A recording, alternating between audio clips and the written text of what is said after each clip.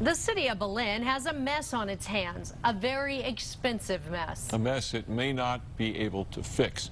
Recent heavy rains have badly damaged the municipal courthouse. Kim Vyas reports the city doesn't know where it will find the money to fix it. The ceiling tiles have fallen.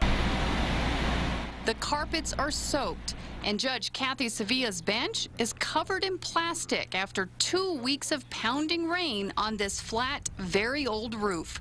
A rebuild has been on the city of Belen's to-do list for many years, but that list keeps getting longer, while the city's budget keeps getting smaller. We had talked originally about doing it last year, and then unfortunately the city got into the situation it did.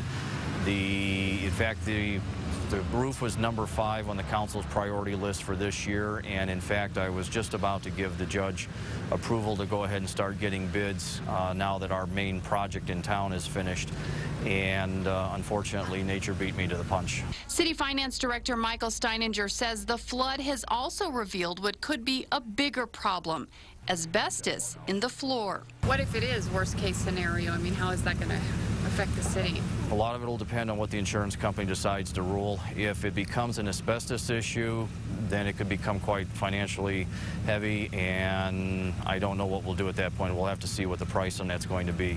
This comes at a bad time for the city, which not too long ago had to lay off dozens and dozens of workers. They were just beginning to hire some of them back. It could have happened at a better timing, yes. Steininger says they'll just deal with the situation the best they can and hope the building is salvageable. As for court, it will be held at City Hall until further notice. Kim Vyas, KRQE News 13. You still have to pay your tickets to go to court. You still do. So, John,